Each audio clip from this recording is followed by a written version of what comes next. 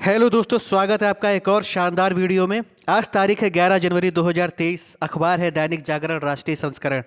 आज का अखबार देखा जाए तो आज के अखबार में प्री प्लस मेंस के पॉइंट ऑफ व्यू से बहुत अच्छी न्यूज़ आई है और आपको आज का शानदार न्यूज़ एनालिसिस बहुत पसंद आएगा, क्योंकि आज का एनालिसिस आपकी सोचने के दायरे को बढ़ाएगा। और दूसरी चीज़, मेंस के लिहाज से इस पर इतने अच्छे पॉइंट आए हैं कि आप इसका की नोट्स बना करके अगर आप नोट डाउन करेंगे तो आपको जब मेंस आप देंगे यूपीपीसीएस से चाहे यूपीएससी का हो, तो वहाँ पर जब आप इन तर्कों को देंगे ना, तो आपकी आंसर की क्वालिटी अलग ही लेवल की होगी। तो आज का सेशन शुरुआत हो उससे पहले चंद लाइनें आप सभी के लिए, क्योंकि आप सभी का मन होता है यूपीएससी जैसी जर्नी में कि कभी मन हार जाता है, कभी दिल करता है कि तैयारी छोड़ दो, कोई प्राइवेट जॉब ही कर लूँ या कोई छोटी मोटी जॉब ही कर लूँ। तो ऐसे में क्या होता है ना कि जब आप अपने मम्मी पापा का चेहरा देख लेते हैं ना, तो आपको अलग ही मोटिवेशन मिलता है। और ये मोटिवेशन कोई बाहरी आपको नहीं दे सकता है, ये आपके अंदर से ही आएगा, क्योंकि आपके पास एक पर्पज़ होता है। तो आप सभी के लिए एक डेडिकेटेड लाइन। आज सोच ही रहा था कि छोड़ देता हूँ यूपीएससी की तैयारी, पर आज सुबह ही माँ का फ़ोन आया, पूछ रही थी आईएएस बाबू कब आ रहे हो घर। फिर दिल से आवाज़ आई, आज से मेहनत दोगुनी।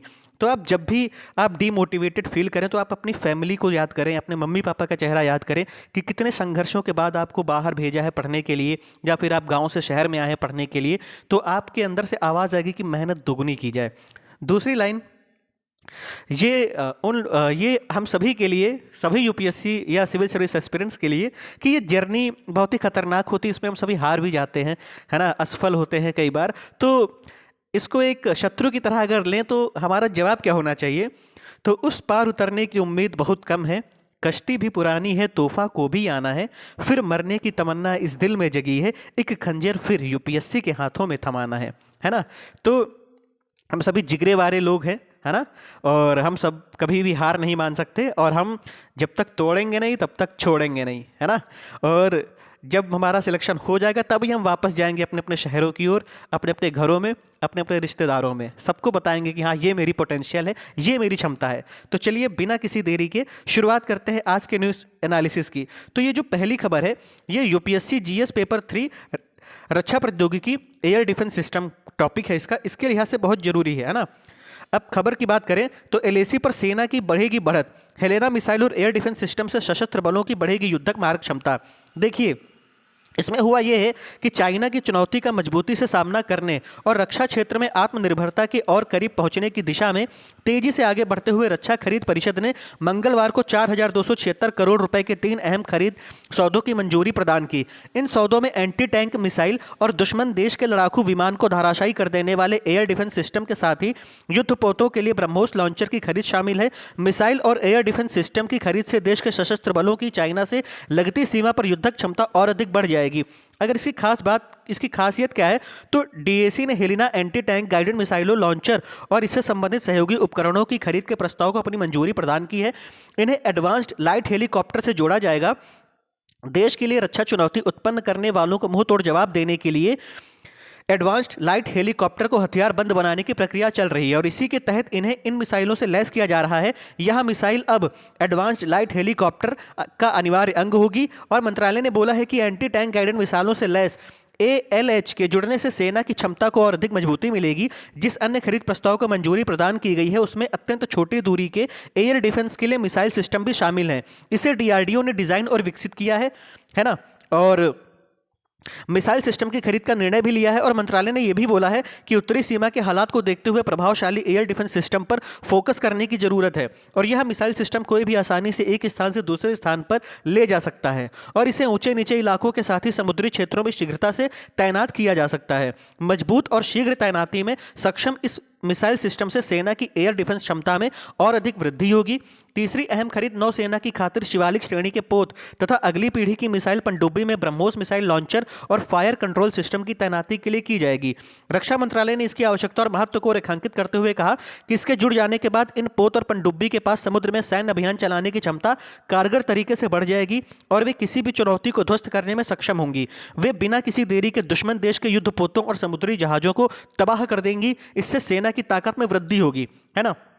और दूसरी कि बालेश्वर में पृथ्वी 2 मिसाइल का सफल परीक्षण हुआ है। भारतीय सेना और डीआरडीओ ने ओडिशा के चांदीपुर स्थित इंटीग्रेटेड टेस्ट रेंज परिसर से पृथ्वी 2 मिसाइल का मंगलवार को सफल परीक्षण किया और इसकी मारक क्षमता 350 किलोमीटर के करीब है। अब हम बात करते हैं कि पृथ्वी 2 की खासियत क्या है, तो हम चलते हैं पेज नंबर 7 पे, क्योंकि ये न्यूज़ थोड़ी सी अलग दी गई है ना।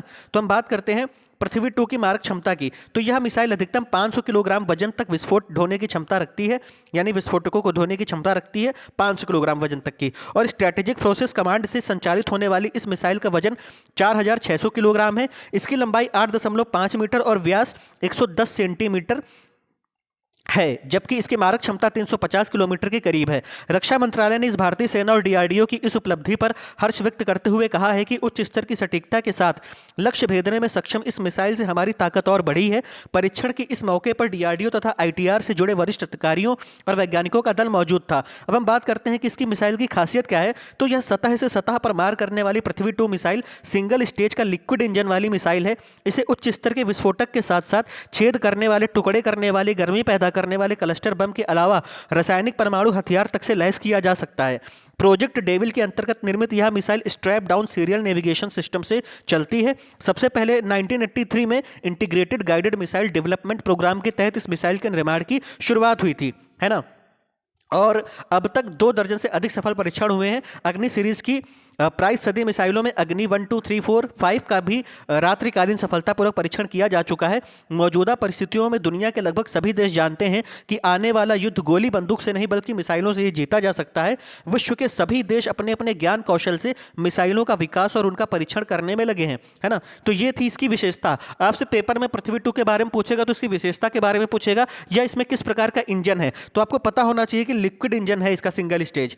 अब हम बात करते हैं कि मिसाइलें कितनी तरह की होती हैं, कौन कौन सी मिसाइलें भारत के पास है, किन देशों की मिसाइलें जो है नंबर 1 है और वो भारत के पास है। दूसरा, हम मिसाइलों का वर्गीकरण किस आधार पर करते हैं, तो ये डिटेल में जानना होगा, क्योंकि मेंस पॉइंट ऑफ व्यू से आपका जीएस पेपर 3 में जो साइंस एंड टेक का पोर्शन है या फिर जो डिफेंस का टॉपिक है ना, उसमें रक्षा प्रौद्योगिकी का, तो वहाँ पर ये क्वेश्चन बन सकता है इस तरह का। तो आप इस तरह के की नोट, की पॉइंट आप वहाँ पर जोड़ सकते हैं अपने कंक्लूजन के लिए। अब हम बात करते हैं इसके बारे में। तो भारत ने किसी भी बैलिस्टिक मिसाइल हमले को बीच में ही नाकाम करने में सक्षम multi layer ballistic missile defence system विकसित करने के प्रयासों के तहत स्वदेश निर्मित सुपरसोनिक इंटरसेप्टर मिसाइल का सफल परीक्षण किया। यह इस साल का तीसरा परीक्षण था जिसमें एक इंटरसेप्टर मिसाइल द्वारा पृथ्वी के वायुमंडल के 30 किलोमीटर ऊंचाई की परास में आने वाली बैलिस्टिक मिसाइलों को सफलतापूर्वक रोक दिया गया। यह परीक्षण ओडिशा के अब्दुल कलाम आइलैंड पर किया गया। लक्ष्य मिसाइल के रूप में पृथ्वी मिसाइल को इंटीग्रेटेड टेस्ट रेंज चांदीपुर से प्रक्षेपित किया गया। भारतीय बैलिस्टिक मिसाइल रक्षा कार्यक्रम की बात की जाए तो इस पहल का उद्देश्य एक बहुस्तरीय बैलिस्टिक मिसाइल रक्षा प्रणाली को विकसित और तैनात करना है। बीएमडी सिस्टम में 2 इंटरसेप्टर मिसाइलें शामिल हैं। पृथ्वी डिफेंस व्हीकल, यह वायुमंडल के बाहर अथवा पृथ्वी से 50 से 150 किलोमीटर की ऊंचाई के लिए इंटरसेप्टर मिसाइल है। यह मौजूदा पृथ्वी वायु रक्षा प्रणाली का स्थान लेगी जिसकी अधिकतम सीमा 80 किलोमीटर है। एडवांस्ड एरिया डिफेंस, यह वायुमंडल के भीतर अथवा पृथ्वी से 20 से 40 किलोमीटर की ऊंचाई के लिए इंटरसेप्टर मिसाइल है। इसे अश्विन नाम दिया गया है। तो आपसे पूछा जा सकता है कि अश्विन निम्न में से है, तो interceptor missile, ballistic missile, cruise missile, none of this. तो आपको पता होना चाहिए कि ये एक इंटरसेप्टर मिसाइल है ना। अब हम बात करते हैं रक्षा अनुसंधान एवं विकास संगठन के अनुसार इस प्रणाली को 2022 तक पूर्ण रूप से तैनात किया जाएगा, है ना। पीएमडी प्रणाली के पहले चरण की 2000 किलोमीटर की परास को दूसरे चरणों में 5000 किलोमीटर तक बढ़ाया जाएगा। भारत के अलावा ऐसी रक्षा प्रणाली अमेरिका, रूस, चाइना और इजराइल के पास भी है। भारतीय बैलिस्टिक मिसाइल रक्षा कार्यक्रम की पृष्ठभूमि की बात की जाए तो 1990 के दशक के उत्तरार्ध में रक्षा अनुसंधान एवं विकास संगठन यानी कि डीआरडीओ ने 2 स्तरीय बीएमडी सिस्टम विकसित करना शुरू किया था। इंटरसेप्टर मिसाइल का पहली बार परीक्षण 2006 में किया गया। हालांकि इसका एकीकृत मोड एक्सो और एंडो के साथ में अभी तक परीक्षण नहीं किया गया। एक पूर्ण बहुस्तरीय बैलिस्टिक मिसाइल रक्षा प्रणाली प्राप्त करने के प्रयासों के तहत पहले 2 परीक्षण 1 मार्च और 11 फरवरी 2017 को आयोजित किए गए थे। अब हम बात करते हैं कि इंटरसेप्टर मिसाइल होती क्या है। तो इंटरसेप्टर मिसाइल एक एंटी बैलिस्टिक मिसाइल है जिसे दुश्मन देश के इंटरमीडिएट रेंज तथा अंतर महाद्वीपीय बैलिस्टिक मिसाइलों जैसी बैलिस्टिक मिसाइलों का सामना करने के लिए डिजाइन किया गया है। अब हम बात करते हैं कि बैलिस्टिक मिसाइल क्या है। तो बैलिस्टिक मिसाइल हवा में एक बैलिस्टिक ट्रैजेक्टरी का अनुसरण करती है और रॉकेट के साथ इनका संपर्क खत्म होने पर इनमें लगा हुआ बम गुरुत्व के प्रभाव से जमीन पर गिरता है, इसलिए एक बार प्रक्षेपित करने के बाद इनके लक्ष्य पर कोई नियंत्रण नहीं होता। बैलिस्टिक मिसाइल का उपयोग परमाणु, रासायनिक, जैविक या पारंपरिक हथियारों की बैलिस्टिक पथ पर डिलीवरी के लिए किया जाता है। अब हम बात करते हैं कि बैलिस्टिक मिसाइल क्रूज मिसाइल से अलग कैसे होती है। तो बैलिस्टिक मिसाइलें छोड़े जाने के बाद हवा में एक अर्धचंद्राकार पथ का अनुसरण करती हैं और रॉकेट से उनका संपर्क खत्म होने के बाद उनमें लगा हुआ बम गुरुत्व के प्रभाव से लक्ष्य पर गिरता है, जबकि क्रूज मिसाइलें पृथ्वी की सतह के समानांतर चलती हैं। बैलिस्टिक मिसाइलों का आकार क्रूज मिसाइलों से काफी अधिक होता है। एक बार प्रक्षेपित होने के बाद इन्हें आसानी से नष्ट नहीं किया जा सकता। बैलिस्टिक मिसाइलें अपना ईंधन और प्रयुक्त होने वाली ऑक्सीजन साथ लेकर चलती हैं, जबकि क्रूज मिसाइलें अपना ईंधन तो साथ लेकर चलती हैं लेकिन ऑक्सीजन को वायुमंडल से ग्रहण करती हैं। बैलिस्टिक मिसाइलों का इस्तेमाल सामान्यतः परमाणु बमों के लिए होता है, लेकिन इनका इस्तेमाल पारंपरिक हथियारों के साथ भी हो सकता है, जबकि क्रूज मिसाइल पारंपरिक और परमाणु बम दोनों के लिए ही कारगर मानी जाती है, लेकिन अपने छोटे आकार और कम लागत के कारण इनका प्रयोग पारंपरिक हथियारों के लिए ज्यादा होता है। भारत द्वारा रूस के सहयोग से निर्मित ब्रह्मोस मिसाइल क्रूज मिसाइल का एक एग्जाम्पल है, जबकि भारत की पृथ्वी 1 और पृथ्वी 2, अग्नि 1 और अग्नि 2 तथा धनुष मिसाइल बैलिस्टिक मिसाइल का उदाहरण है। अब हम बात करते हैं S-400 क्या है और इसकी खासियत क्या है वायु मिसाइल रक्षा प्रणाली में। तो रूस की अल्मास केंद्रीय डिजाइन ब्यूरो द्वारा 1990 के दशक में विकसित यह वायु रक्षा मिसाइल प्रणाली करीब 400 किलोमीटर के क्षेत्र में शत्रु के विमान, मिसाइल और यहां तक कि ड्रोन को नष्ट करने में सक्षम है। S-400 प्रणाली S-300 का उन्नत संस्करण है। यह मिसाइल प्रणाली रूस में 2007 से सेवा में है और दुनिया की सर्वश्रेष्ठ प्रणालियों में से इसे एक माना जाता है। S-400 को सतह से हवा में मार करने वाला दुनिया का सबसे सक्षम मिसाइल सिस्टम माना जाता है। सतह से हवा में प्रहार करने के में सक्षम S-400 को रूस ने सीरिया में तैनात किया। S-400 मिसाइल प्रणाली S-300 का उन्नत संस्करण है, जो इसके 400 किलोमीटर की रेंज में आने वाली मिसाइलों एवं 5वीं पीढ़ी के लड़ाकू विमानों को नष्ट कर सकता है। इसमें अमेरिका के सबसे उन्नत फाइटर जेट F-35 को भी गिराने की क्षमता है। इस प्रणाली में एक साथ 3 मिसाइलें दागी जा सकती हैं और इसके प्रत्येक चरण में 72 मिसाइलें शामिल हैं, जो 36 लक्ष्यों पर सटीकता से मार करने में सक्षम है। इस रक्षा प्रणाली से विमानों सहित क्रूज और बैलिस्टिक मिसाइलों तथा जमीनी लक्ष्यों को भी निशाना बनाया जा सकता है।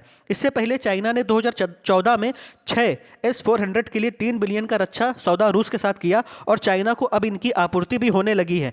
और ये पुराना करंट अफेयर्स है कि दिसंबर 2017 में तुर्की ने ऐसी 2 प्रणालियों के लिए एक समझौते पर हस्ताक्षर किए। अब हम बात करते हैं कि इन सबका जो भारत के लिए महत्व क्या है। तो लंबी दूरी की रक्षा मिसाइल प्रणाली S-400 की खरीद को लेकर भारत और रूस के बीच हुआ यह समझौता सामरिक दृष्टि से बेहद महत्वपूर्ण है।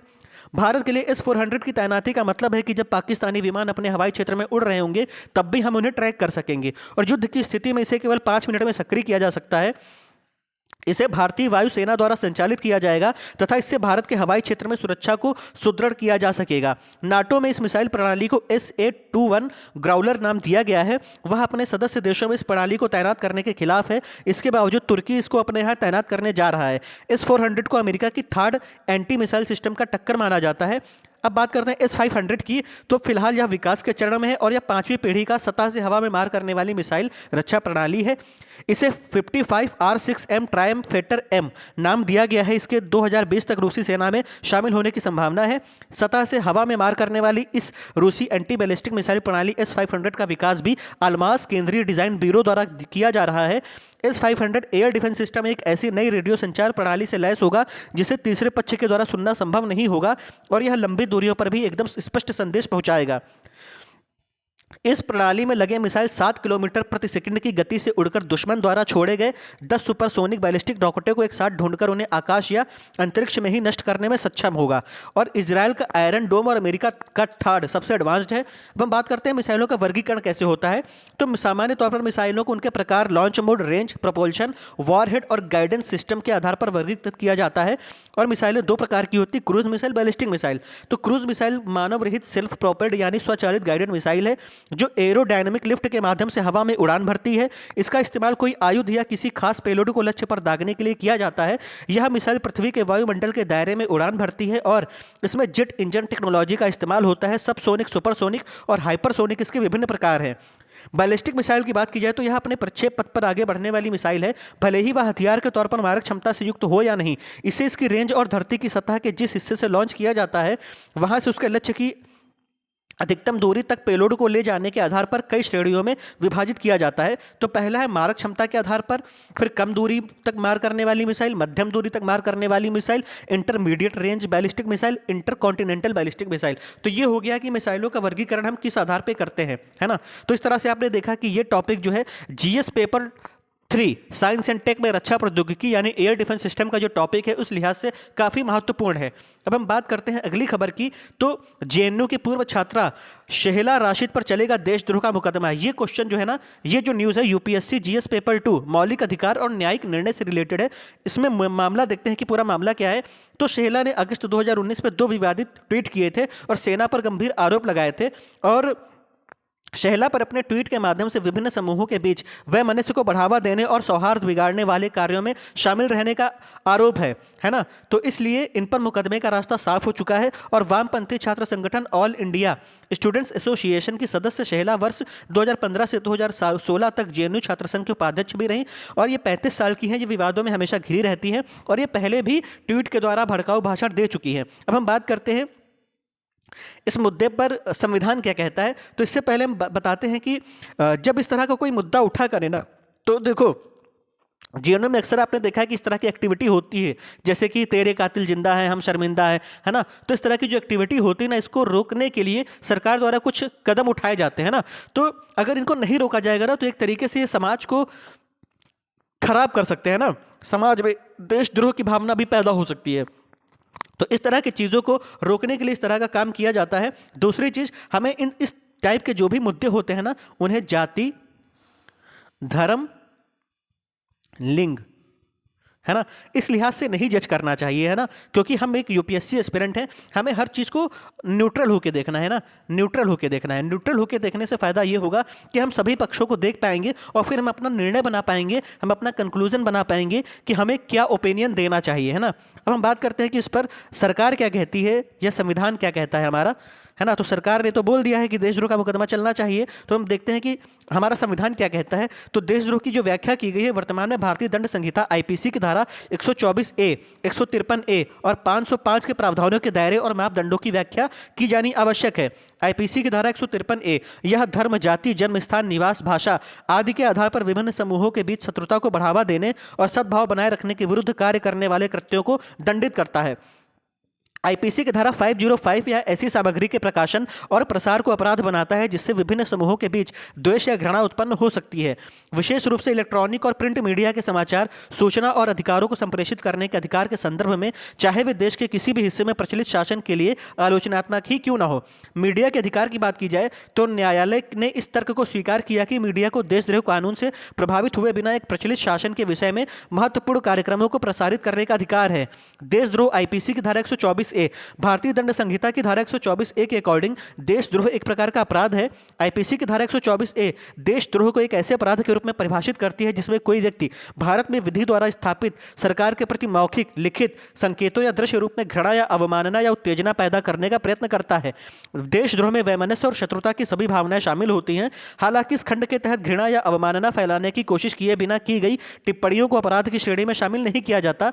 अब बात करते हैं देशद्रोह के लिए दंड क्या है। तो देशद्रोह एक गैर जमानती अपराध है। देशद्रोह के अपराध में 3 साल से लेकर उम्र कैद तक की सजा हो सकती है और इसके साथ जुर्माना भी लगाया जा सकता है। इस कानून के तहत आरोपी व्यक्ति को सरकारी नौकरी करने से रोका जा सकता है। आरोपित व्यक्ति को पासपोर्ट रखने की अनुमति नहीं होती। साथ ही आवश्यकता पड़ने पर उसे न्यायालय में उपस्थित रहना होगा। आगे की राह क्या हो सकती है। तो आईपीसी की धारा 124 से राष्ट्र विरोधी, अलगाववादी और आतंकवादी तत्वों से निपटने में उपयोगी है। हालांकि सरकार से असहमति और उसकी आलोचना एक जीवंत लोकतंत्र में परिपक्व सार्वजनिक बहस के आवश्यक तत्व है। इन्हें देशद्रोह के रूप में नहीं देखा जाना चाहिए। सर्वोच्च न्यायपालिका को अपनी पर्यवेक्षी शक्तियों का उपयोग भाषण एवं अभिव्यक्ति की स्वतंत्रता के अधिकार की रक्षा करने वाले संवैधानिक प्रावधानों को सुनिश्चित करने और पुलिस को संवेदनशील बनाने के लिए करना चाहिए। राजद्रोह की परिभाषाओं को संकुचित किया जाना चाहिए, जिसमें केवल भारत की क्षेत्रीय अखंडता के साथ साथ देश की संप्रभुता से संबंधित मुद्दों को ही शामिल किया जाए। देशद्रोह कानून के मनमाने प्रयोग के बारे में जागरूकता बढ़ाने के लिए नागरिक समाज को पहल करनी चाहिए। सेडिशन लॉ यानी देशद्रोह कानून एक उपनिवेशी कानून है जो ब्रितानी राज ने बनाया था, लेकिन भारतीय संविधान ने उसे अपना लिया। भारतीय कानून संहिता के अनुच्छेद 124A में देशद्रोह की परिभाषा दी गई है, जिसमें लिखा है कि अगर कोई भी व्यक्ति सरकार विरोधी सामग्री लिखता है या बोलता है या फिर ऐसी सामग्री का समर्थन भी करता है तो उसे आजीवन कारावास या 3 साल की सजा हो सकती है। हालांकि ब्रिटेन ने यह कानून अपने संविधान से हटा दिया है, लेकिन भारत के कानून में है ये चीज। दूसरी चीज, जितने भी मानवाधिकार वाले होते हैं ना, आयोग वाले, वो क्या कहते हैं? वो कहते हैं कि हमें संविधान ने स्वतंत्रता दी है ना, और स्वतंत्रता में हमारे पास एक्सप्रेस करने की आज़ादी है। एक्सप्रेस करने की आज़ादी यानी हमारे पास अभिव्यक्ति की स्वतंत्रता है ना। तो इस तरह से वो कहते हैं कि इस तरह से जब हम इस तरह के बयानों पर या कोई अगर अभिव्यक्ति से स्वतंत्रतापूर्वक अपने बयानों को भी नहीं रख सकता, अपने मुद्दे को नहीं रख सकता, तो ये मौलिक अधिकारों का हनन है।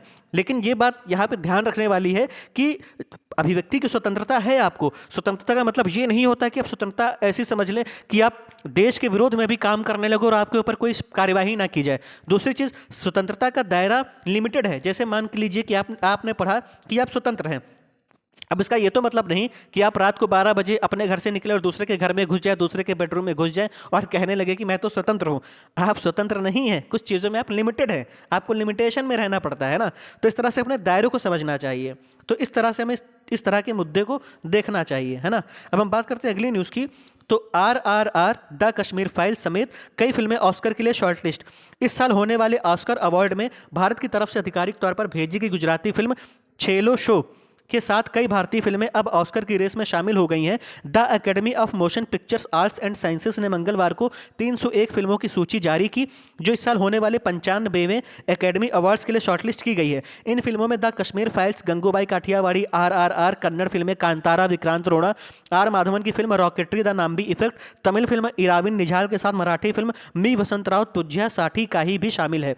दूसरी चीज़, कांतारा के लेखक, निर्देशक और अभिनेता ऋषभ शेट्टी को बेस्ट पिक्चर और बेस्ट एक्टर की श्रेणी में शॉर्टलिस्ट किया गया है। वोटिंग के जरिए ये फिल्में नामांकन तक पहुंचेंगी। आधिकारिक ऑस्कर नामांकन की घोषणा 24 जनवरी को होगी, जबकि ऑस्कर समारोह 12 मार्च को होगा।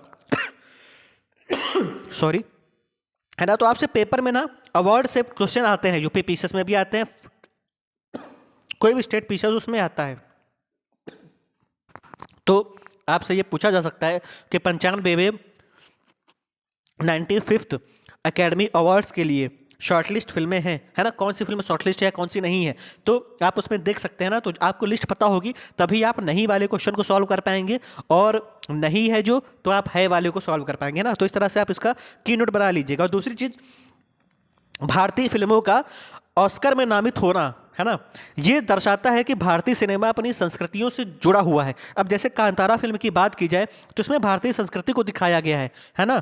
तो इसमें जो है आपने सभी ने देखा होगा कांतारा में जो एक्टिंग की गई वो काफ़ी ज़बरदस्त है और आखिरी का सीन वाकई में काफ़ी ज़बरदस्त है। तो ये मूवी कई लिहाज से भारत की संस्कृतियों को यानी कि विभिन्न संस्कृतियों को प्रकट करती है ना, अभिव्यक्त करती है। तो इस लिहाज से ये भारतीयों के लिए गौरव का क्षण है ना। अब हम बात करते हैं अगली न्यूज़ की। तो सिविल सेवाओं पर नियंत्रण बगैर कोई सरकार कैसे कर सकती है काम। दिल्ली में अधिकारियों की ट्रांसफर पोस्टिंग को लेकर दिल्ली और केंद्र सरकार के बीच अधिकारों की कानूनी लड़ाई पर मंगलवार को सुप्रीम कोर्ट की 5 जजों की संविधान पीठ में सुनवाई शुरू हुई। दिल्ली सरकार ने अधिकारियों को ट्रांसफर पोस्टिंग का अधिकार दिल्ली की चुनी हुई सरकार के दायरे से बाहर करने की केंद्र सरकार की अधिसूचना का विरोध करते हुए कहा कि नौकरशाहों को मंत्रियों के प्रति जवाबदेह होना चाहिए। मंत्री विधानमंडल के प्रति जवाबदेह होते हैं और विधानमंडल जनता के प्रति जवाबदेह होता है। ये 3 स्तरीय प्रणाली से ही व्यवस्था चलती है। सिविल सेवाओं पर नियंत्रण के बगैर कोई सरकार कैसे काम कर सकती है। केंद्र की अधिसूचना के मुताबिक सिविल सर्वेंट दिल्ली की चुनी हुई सरकार के नियंत्रण से बाहर है। ऐसा कैसे हो सकता है? ऐसा करने से सरकार जो नीतियां बनाएगी उसे लागू करने वाले सिविल सर्विस के लोग ही होते हैं और वे जनता के प्रति जवाबदेह नहीं होंगे तो किसके प्रति होंगे, है ना। दूसरी चीज कि पीठ ने यह भी कहा कि दिल्ली के मामले में संसद राज्य सूची और समवर्ती सूची दोनों पर कानून बना सकती है। अगर ऐसा है तो दिल्ली सरकार के पास क्या शक्ति है, और दिल्ली की ओर से इसका जवाब देते हुए संवैधानिक और कानूनी प्रावधानों का हवाला दिया गया और इस बारे में केंद्र की सीमाएं बताई गई। दूसरी चीज, सिंघवी ने कहा कि सरकार ने के कामकाज और लोकतंत्र में जवाबदेही सुनिश्चित करने के लिए चुनी हुई सरकार के पास अधिकारियों की नियुक्ति और स्थानांतरण का अधिकार होना जरूरी है। दुनिया की राष्ट्रीय राजधानियों में जहां संघीय व्यवस्था लागू है वहां कहीं भी ऐसा नहीं है कि स्थानीय सरकार दिन प्रतिदिन के कामकाज के लिए अधिकारियों की नियुक्ति और नियंत्रण के अधिकार ना रखती हो। उन्होंने कहा कि रोजाना के कामकाज को नियंत्रित करने के लिए दो स्तरीय व्यवस्था नहीं हो सकती। ऐसा नहीं हो सकता है कि सिविल सर्विस एक पॉलिटिकल एग्जीक्यूटिव के नियंत्रण में हो और काम दूसरे पॉलिटिकल एग्जीक्यूटिव के लिए करे, है ना। अब ये मामले में बहस जारी रहेगी। दूसरी चीज आप ये देखिए कि जैसे दिल्ली सरकार में जो भी ब्यूरोक्रेट्स काम कर रहे हैं, तो दिल्ली सरकार के पास ये अधिकार नहीं है कि उनकी नियुक्ति करे या उनका ट्रांसफर करे। तो वो कह रही है कि हमें ये अधिकार होना चाहिए, क्योंकि आप काम कर रहे हैं किसी दूसरे एग्जीक्यूटिव के अंदर और कर किसी और के लिए रहे, तो ये नहीं हो सकता। तो इस पे बहस चल रही है। इसका जो फाइनल वर्डिक्ट आ गया हम उस पर करेंगे है ना डिस्कस, क्योंकि अभी ये जानना जरूरी था कि मैटर क्या है। तो आप पृष्ठभूमि समझ गए, जब इस पे फाइनल वर्डिक्ट आएगा तब हम उस पर डिटेल में चर्चा करेंगे, है ना। दूसरा, पीएम श्री स्कूलों को लेकर दिल्ली सहित 8 राज्यों ने नहीं दिखाई कोई दिलचस्पी। देखिए, ये जो पीएम श्री स्कीम है, इसके तहत प्रत्येक ब्लॉक से 2 स्कूलों का होना है चयन। चयनित स्कूलों का कई नई राष्ट्रीय शिक्षा नीति की सिफारिशों के तहत होगा अपग्रेडेशन। 8 को छोड़ बाकी राज्यों और केंद्र शासित प्रदेशों की ओर से मिले आवेदन पर काम शुरू, है ना। देखो यहाँ पर यह बात है कि केंद्र सरकार जो है नई शिक्षा नीति के तहत स्कूलों को अपग्रेड करना चाहती है, लेकिन इसमें 8 राज्यों ने भाग नहीं लिया है। अब देखो, अब ये राजनीतिक दलों की बात अलग होगी, है ना। अब देखिए, अगर हमें देश की अर्थव्यवस्था में समग्र विकास चाहिए, है ना, अगर हमें क्या कहते हैं कि समग्र विकास चाहिए, तो हमारे सभी जितने भी राजनीतिक दल हैं उनका कर्तव्य बनता है कि वो सभी एक साथ आएं और सरकार के जो भी निर्णय हैं, जो भी देश हित के लिए किए जा रहे हैं काम है, उनमें अपना योगदान दें। अब देखिए, जब कांग्रेस की सरकार थी तो भाजपा विरोध करती थी, जब भाजपा है तो ये सरकारें, ये राजनीतिक दल भी विरोध कर रहे हैं। अगर ये एक साथ नहीं आएंगे तो किसी भी देश का समग्र विकास नहीं हो पाएगा। दूसरी चीज़, ये जो अपग्रेडेशन है ना, ये आने वाले बच्चों के लिए है, ताकि आने वाली पीढ़ी जो है वो देश के लिए महत्वपूर्ण कार्य कर सके। तो इस तरह से राजनीतिक दलों को आना चाहिए। तो अब हम बात करते हैं कि इसमें कौन कौन से देश हैं, कौन कौन से राज्य हैं जिन्होंने इसको ठुकराया है, इस प्रस्ताव को। तो देखो, इसमें है तुम्हारे बिहार, दिल्ली, हिमाचल प्रदेश, झारखंड, केरल, तमिलनाडु, ओडिशा और बंगाल, है ना। और पीएम श्री स्कीम के तहत देश भर के करीब 14,500 स्कूलों को अपग्रेड कर मॉडल स्कूल के रूप में तैयार किया जाएगा। दूसरी चीज़ कि नई राष्ट्रीय शिक्षा नीति के तेजी से अमल में जुटा शिक्षा मंत्रालय इसके जरिए देश भर में स्कूली शिक्षा का एक नया मॉडल भी खड़ा करने की तैयारी में है। यह पहल इसलिए भी अहम है क्योंकि इसके जरिए वह राज्यों में नीति से जुड़ी सिफारिशों को कैसे अमल में लाना है, इसका भी रास्ता दिखाना चाहता है। इसके तहत चयनित होने वाले प्रत्येक स्कूल को 2 करोड़ रुपए की सीधी वित्तीय मदद भी दी जाएगी। और इस स्कीम के तहत राज्यों को पहले शिक्षा मंत्रालय के साथ नीति के अमल को लेकर करार करना होगा। इसके बाद ही राज्य स्कूलों के चयन की प्रक्रिया में हिस्सा ले सकेंगे। इस दौरान 8 राज्यों को छोड़कर बाकी राज्यों और केंद्र शासित प्रदेशों की ओर से मिले आवेदन पर काम शुरू हो चुका है ना। और इन्हें अप्रैल तक पहली किस्त भी जारी कर दी जाएगी। तो ये आपने देखा कि राजनीतिक दलों का विरोध करने से किस तरह से समग्र विकास पे भी असर पड़ता है। अब हम बात करते हैं अगली खबर की।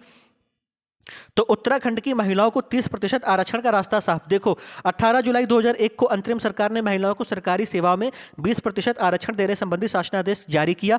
24 जुलाई 2006 को तत्कालीन सरकार ने आरक्षण की सीमा 20 से बढ़ाकर 30% करने का शासनादेश जारी किया। 26 अगस्त 2022 को हाई कोर्ट ने आरक्षण संबंधी शासनादेश पर लगाई रोक। 4 नवंबर 2022 को सुप्रीम कोर्ट ने हाई कोर्ट के आदेश पर लगाई रोक। 30 नवंबर 2022 को सदन में सर्वसम्मति से पारित हुआ विधेयक। अब पुष्कर सिंह धामी जी का कहना है, जो मुख्यमंत्री उत्तराखंड के, कि यह कानून मातृ शक्ति के सशक्तिकरण में महत्वपूर्ण भूमिका निभाएगा। नारी शक्ति के उत्थान को हम प्रतिबद्ध हैं। महिला आरक्षण बिल को मंजूरी देने के लिए राज्यपाल का हार्दिक आभार। देखिए, अब इस तरह से महिलाओं को जो आरक्षण मिला ना, इससे क्या होगा, असमानता दूर होगी, असमानता दूर होगी। दूसरी चीज, समानता आएगी, समानता आएगी। और जो भेदभाव होता था ना, जो भेदभाव होता था वो खत्म होगा। अब महिला भी पुरुष के बराबर आएगी, है ना। तो इस तरह से इनका भी योगदान होगा। दूसरी चीज़, महिलाओं का काम करने का जो ढंग होता है वो काफ़ी अलग होता है। दूसरी चीज़ कि इनके काम करने का तरीका भी अलग होता है। और जब ये काम करने पे आएंगी तो देखिए 25% तक का हमारी जीडीपी में इजाफा हो सकता है ना। इस तरह से और भी महिलाएं प्रेरित होंगी, वो प्रोफेशनल वर्क में आएंगी। तो इस तरीके से ये निर्णय काफ़ी महत्वपूर्ण है। तो आप महिला सशक्तिकरण के लिए या निबंध में इस तरह के आंकड़ों को, आप डेटा को यूज़ कर सकते हैं। दूसरा, जयपुर में आज विधायिका न्यायपालिका के संबंधों और G20 पर होगा मंथन। देखिए, इसमें क्या होगा, देखिए सबसे पहली बात जो आपको याद रखना है कि भारत G20 की अध्यक्षता कर रहा है। और ये जो मीटिंग हुई है, इसका जो अध्यक्षता कर रहे हैं वो ओम बिरला कर रहे हैं, जो कि लोकसभा के अध्यक्ष हैं। और इसमें बोला जा रहा है कि जनता की समस्याओं का समाधान तब होगा जब विधायिका और कार्यपालिका आम जन के प्रति अधिक जवाबदेह और पारदर्शिता के साथ काम करें। इसके लिए बदलते परिप्रेक्ष्य में विधानमंडल किस प्रकार प्रभावी भूमिका निभा सकते हैं, इस पर भी विधानसभा और विधानमंडलों के अध्यक्ष संवाद करेंगे।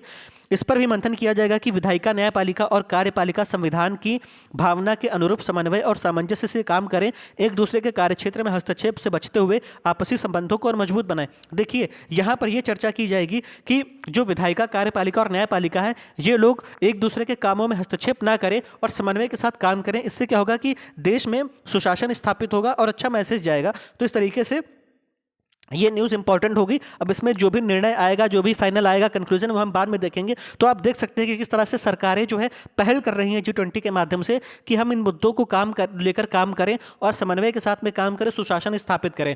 अब देखिए, अगली खबर है कि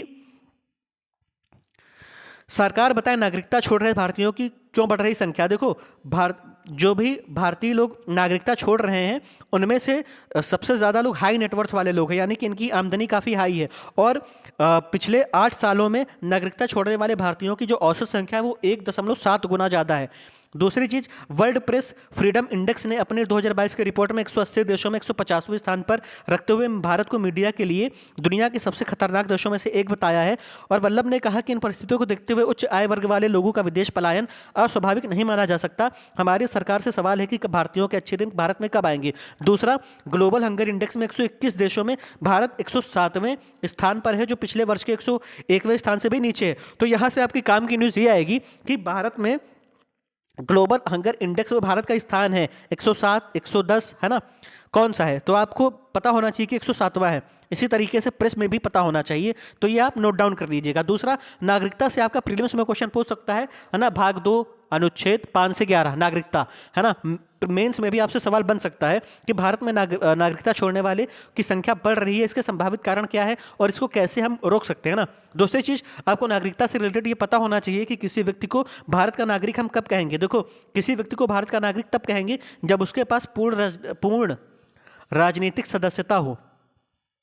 आप सभी ने पढ़ा होगा ना, पूर्ण राजनीतिक सदस्यता हो। दूसरा, उसके पास अपने कर्तव्य होंगे, दायित्व होंगे, अधिकार होंगे और कुछ विशेष अधिकार होंगे। ये अधिकार विदेशियों को प्राप्त नहीं होंगे, इसलिए हम इन्हें भारतीय नागरिक कहेंगे। फिर आप अनुच्छेद 5 से 11 में पढ़ेंगे कि भारतीयों के भारतीय नागरिकता हम कैसे ले सकते हैं, किनको भारतीय नागरिक बोला जाएगा। फिर हम पढ़ते हैं कि भारतीय नागरिकता की समाप्ति कैसी होती है। तो ये 3 तरीके से होती है। पहला है परित्याग। परित्याग का मतलब होता है कि कोई व्यक्ति अपनी स्वेच्छा से, यानी अपनी इच्छा से भारत की नागरिकता छोड़ने के लिए तैयार हो, वह भी किस स्थिति में, जब वह किसी अन्य देश की नागरिकता लेना चाह रहा हो। दूसरा होता है पर्यवसान।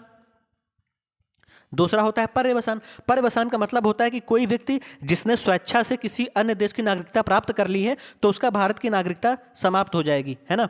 दूसरी चीज, तीसरी बात होती है कि वंचित करना। वंचित जब सरकार कर देती है तो भारत की नागरिकता समाप्त हो जाती है। जैसे किसी व्यक्ति ने छल कपट से भारतीय नागरिकता प्राप्त कर ली हो और राष्ट्र विरोधी काम कर रहा हो, तो सरकार क्या करती है, ऐसे व्यक्ति की नागरिकता को खत्म कर देती है, उसको वंचित कर देती है नागरिकता से। तो इस तरह से नागरिकता समाप्त होने की 3 चरण होते हैं ना, परित्याग, पर्यवसान और बताइए कमेंट में, वंचित करना, है ना। तो ये आपका इंपॉर्टेंट पॉइंट हो गया।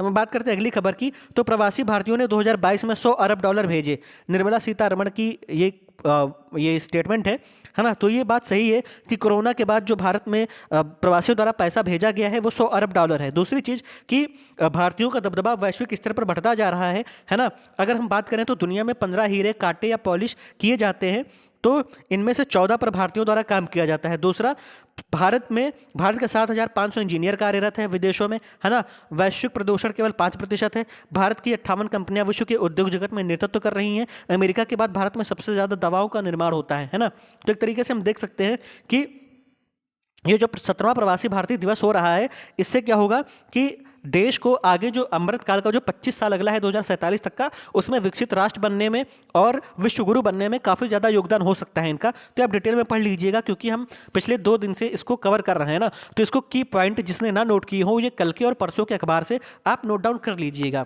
अब बात करते हैं अगली खबर की। तो 25 वर्षों में भारत फिर होगा विश्व गुरु, प्रवासियों का योगदान महत्वपूर्ण। ये राष्ट्रपति द्रौपदी मुर्मू जी का स्टेटमेंट है, तो आप इसको पढ़ लीजिएगा, है ना। इसमें वही सब बातें की गई हैं जो मोदी जी ने की थी। अगली खबर है कि मैं जोशीमठ हूँ, काश किसी ने मेरा दर्द समझ लिया होता। अब हम बात करते हैं जोशीमठ का। तो जोशीमठ का महत्व क्या है? तो आदि गुरु शंकराचार्य ने इसी स्थली में की थी ज्योतिर्मठ की स्थापना। बद्रीनाथ धाम के साथ ही भविष्य बद्री का प्रमुख पड़ाव, चाइना सीमा से सटा होने के कारण सेना व आईटीबीपी का बेस कैंप, हेमकुंड साहिब, फूलों की घाटी, प्रथम गांव माड़ा का अहम पड़ाव, अंतर्राष्ट्रीय हिम क्रीड़ा केंद्र औली का प्रवेश द्वार। यहाँ पर आपदा के 5 बड़े कारण क्या है? तो जोशीमठ का पुराने भूस्खलन क्षेत्र में मलबे पर बसा होना, अनियोजित और अवैज्ञानिक तरीके से निर्माण कार्य, शहर में सीवरेज और ड्रेनेज की कोई व्यवस्था न होना, कमजोर प्राकृतिक संरचना वाले शहर पर अत्यधिक बोझ, 47 सालों में विज्ञानियों के सुझाव पर अमल न करना। और वहाँ के लोग जो प्रभावित हैं उनकी पीड़ा क्या है? तो जोशीमठ में बसे बसे आशियानों का इस तरह उजड़ना, क्षेत्र में चल रहे राहत शिविरों में कब तक लेंगे शरण, अब तक की कुल जमा पूंजी आपदा में तबाह हो गई उनकी, आगे भविष्य क्या रहेगा कुछ भी नहीं मालूम, पुनर्वास हो भी गया तो जड़ों से अलग होना तय। दूसरा, शासन के समक्ष चुनौतियां हैं कि जोशीमठ में भू धसाव के कारणों की तह तक जाना, आपदा प्रभावित परिवारों को स्थायी पुनर्वास, दरारग्रस्त आवासीय व व्यावसायिक भवन खाली कराना, राहत शिविरों में ठहराए गए परिवारों की समुचित देखभाल, प्रभावित परिवारों के लिए रोजगार की व्यवस्था करना, है ना। अब बात करते हैं विज्ञानियों ने क्या कहा और सरकार के निर्णय क्या है। तो सरकार ने जो निर्णय लिए हैं उसमें से पहला निर्णय है कि जोशीमठ को बचाने के लिए हर संभव कोशिश का संकल्प है।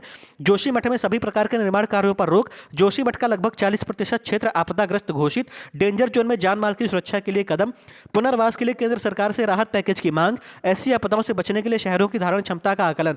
विज्ञानियों ने जो निष्कर्ष निकाले उनमें से यह है कि जोशीमठ की जमीन भूस्खलन के मलबे की मोटी परत से बनी है और इसके पत्थरों की संरचना क्वार्ट्जाइट व मार्बल की है। ऐसी भूमि की क्षमता कमजोर होती है। कमजोर भूमि पर दशकों से हो रहे निर्माण कार्य इसकी क्षमता को पार कर गए हैं। अत्यधिक बोझ और कमजोर ड्रेनेज सिस्टम के चलते भूदसाव तेज हुआ है और साल 1976 में मिश्रा कमेटी की रिपोर्ट में भी यहां धीरे धीरे भूदसाव की आशंका जताई गई थी। इस रिपोर्ट के बाद से यहां निर्माण नियंत्रित करने की जरूरत थी और जोशीमठ क्षेत्र में बने भवनों की नींव कमजोर है और मौजूदा भू धसाओं को झेलने लायक नहीं है और जोशीमठ बचाने को सीवरेज और ड्रेनेज सिस्टम सुधारने की जरूरत है। बड़े भवन के निर्माण पर रोक लगे और उच्च तकनीकी के आधार पर ही निर्माण की अनुमति मिले। अलकनंदा नदी की तरफ से हो रहे भू कटाव के उपचार की भी दिशा में काम करने की जरूरत है। आपसे जीएस पेपर 3 में जो डिजास्टर मैनेजमेंट का टॉपिक है उसमें आपसे पूछा जा सकता है कि आपदा प्रबंधन को रोकने के लिए जोशीमठ जैसी घटनाएं जो होती हैं इनको रोकने के लिए क्या बड़े कदम उठाए जा सकते हैं, इसमें सरकार की क्या योगदान है। तो आप इस तरह के की पॉइंट को आप हाईलाइट करके लिख सकते हैं जो कि आपके आंसर को इनरिच करेगा। अगली खबर है UPSC UPPC GS paper 3 environment, सतत विकास और पर्यावरण संरक्षण के बीच संतुलन जरूरी। ये सुप्रीम कोर्ट ने बोला है। सुप्रीम कोर्ट ने बोला है कि पर्यावरण को नुकसान पहुंचाने वाले बेतरतीब विकास पर गहरी चिंता जताई और बोले सुप्रीम कोर्ट ने कहा विकास से पर्यावरण को क्षति न पहुंचे यह सुनिश्चित करने के लिए जरूरी कदम उठाने की जरूरत है। सतत विकास और पर्यावरण संरक्षण के बीच उचित संतुलन कायम करने की जरूरत है। कोर्ट ने केंद्र और राज्य की विधायिका, कार्यपालिका और नीति निर्धारकों से अपील की है कि वे शहरी विकास की इजाजत देने से पहले पर्यावरण प्रभाव आकलन के अध्ययन के बारे में जरूरी प्रावधान करें। और कोर्ट ने कहा कि वह आशा करता है कि केंद्र और राज्य सरकारें जरूरी कदम उठाएंगी और कोर्ट ने फैसले में कहेगी इन बातों पर ध्यान देने के लिए फैसले के प्रति कैबिनेट सचिव और सभी राज्यों के मुख्य सचिवों को भेजने का निर्देश दिया है। उत्तराखंड में जोशीमठ की त्रासदी हो या कुछ वर्ष पहले केदारनाथ में आई आपदा या कुछ अन्य ऐसी ही अन्य मानव निर्मित त्रासदियों को देखते हुए कोर्ट की ये टिप्पणियां अहम हो जाती हैं और कोर्ट की टिप्पणियां विकास पर आंखें मूंदे बैठी अथॉरिटीज के लिए बड़ी नसीहत है। देखो हम लोग क्या है, भारत सरकार क्या करती है कि देश में सतत विकास को बनाए रखने के लिए जितने भी प्राइवेट इंडस्ट्रीज होती हैं उनको निर्माण कार्य के लिए औद्योगिक क्षेत्रकों को इजाज़त दे देती है, पर वो ये नहीं देखती कि उनका पर्यावरण पर क्या असर पड़ेगा। तो इस तरह से जब काम होता है ना तो पर्यावरण पर असर पड़ता है। दूसरी चीज़ कि जोशीमठ में जो घटना घट रही है ये इसी का परिणाम है। तो न्यायपालिका ने इसको संज्ञान में लिया है सुप्रीम कोर्ट ने और उन्होंने अपना बताया है कि अगर आपको सतत विकास कर रहा है आप करिए, लेकिन संतुलन को भी, पर्यावरण संरक्षण को भी ध्यान में रखिए ताकि इस तरह की घटनाएं न होने पाए। और ये जो घटनाएं होती है ना ये मानव जनित है, तो ये काफी सोचने का विषय है। तो इसमें न्यायालय का आना भी महत्वपूर्ण है ना। तो आप जीएस पेपर 3 में इससे रिलेटेड मेंस में क्वेश्चन बन सकता है ना, तो आप न्यायपालिका की भूमिका अच्छे से कवर कर लीजिएगा तो आप इसको अच्छे से कर पाएंगे। तो पृथ्वी 2 मिसाइल हमने कवर कर ही लिया है। अगला है एडिटोरियल, बस बंद मुट्ठी अभी तो सबके लिए लाख की। देखो इसका मैं समरी बता दे रहा हूँ, आप इसको पढ़ लीजिएगा, है ना। देखो इसमें यह बोला जा रहा है कि बिहार में जाति आधारित जनगणना चल रही है, तो दूसरी चीज़ सरकार इसका विरोध भी कर रही है ना। लेकिन नीतीश सरकार का कहना है कि जातिगत जनगणना से हमें फ़ायदा ये होगा कि हमारे पास सही डाटा आएगा। हम ये देखेंगे कि कौन इकोनॉमिकली वीक है ना, वीक है। दूसरा किसके पास पैसा नहीं है, किसके पास पैसा है। तो इस तरह से हम जो भी योजनाएं बनाएंगे, जो भी योजनाएं बनाएंगे वो सारी की सारी हम आंकड़ों को ध्यान में रखते हुए बनाएंगे। इससे क्या होगा कि इन लोगों जिनको जरूरत है उन तक इन योजनाओं का लाभ पहुंचेगा और जो पिछड़ा वर्ग है उनको मुख्य धारा में लाने के प्रयास में हम सफल भी होंगे। दूसरी चीज़ कि जिनको आरक्षण देने की जरूरत है उनको आरक्षण भी मिलेगा और मुख्य धारा में लाने के लिए कई प्रयास भी किए जाएंगे। और इसमें हमें जाति के आधार पर यह भी पता चलेगा कि कितने जातियां ऐसी हैं जो पिछड़ी हैं और कितनी जातियां हैं जो सवर्ण हैं। तो इस तरीके से योजनाओं को बनाने में भी सहूलियत होगी। तो ये आर्टिकल है, आप इसे पढ़ लीजिएगा। अब विश्व बैंक ने कहा वैश्विक अर्थव्यवस्था पर मंडरा रहा मंदी का खतरा। तो मंदी का खतरा ये पहले भी आ चुका है, तो आप इसको पहले भी हमने कवर कराया, आप इसको पढ़ लीजिएगा। इसमें ये आपने स्टेटमेंट देख लिया, लेकिन आपको पढ़ना है IMF और वर्ल्ड बैंक के बारे में।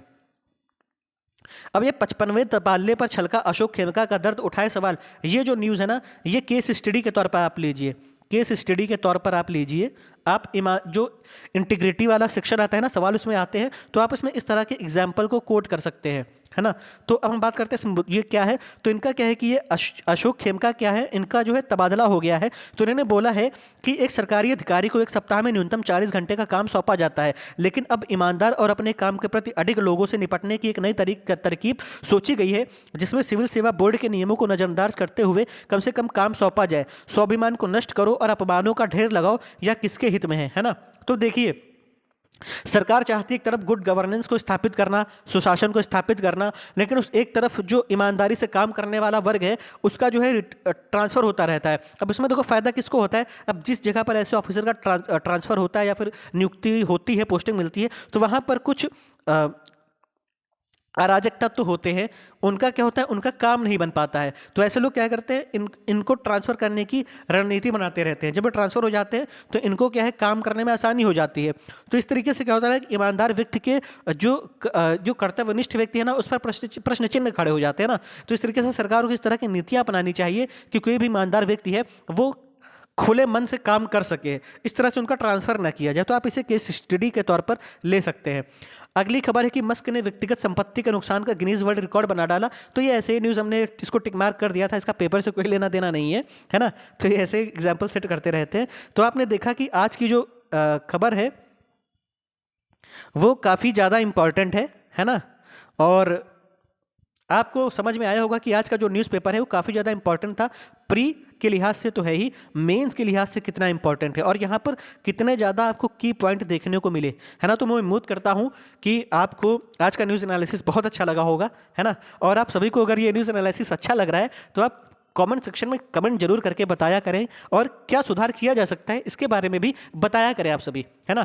और ये यूट्यूब चैनल मेरा नहीं है, ये आप सभी का है। और जैसा कि आप सभी ने देखा कि इसमें 711 सब्सक्राइबर हो गए, है ना। तो मैं चाहता हूँ कि आप सभी इसे अपना यूट्यूब चैनल माने और हम सभी एक फैमिली की तरह हैं, और इस यूट्यूब चैनल को ग्रो करिए साथ में मिल करके। इससे क्या होगा कि जब कल को ये यूट्यूब चैनल फेमस होगा या बड़ा भी होगा, है ना, तो इसमें खुशी होगी आप सभी को कि आप सभी इस यूट्यूब चैनल का हिस्सा रहे हैं। वो भी कहाँ से, जब ये शुरुआती फेज़ में था, है ना, और आज हम इस मुकाम पर पहुंचे हैं। तो आपको भी प्रसन्नता होगी और मुझे भी खुशी होगी, है ना। तो आप सभी का सहयोग देने के लिए बहुत बहुत धन्यवाद। और अगर आपने इस चैनल को सब्सक्राइब नहीं किया है तो प्लीज़ इस चैनल को लाइक, सब्सक्राइब और शेयर जरूर करें। मिलते हैं नेक्स्ट वीडियो में नेक्स्ट न्यूज़ एनालिसिस के साथ। तब तक के लिए अपना ख्याल रखिए। धन्यवाद।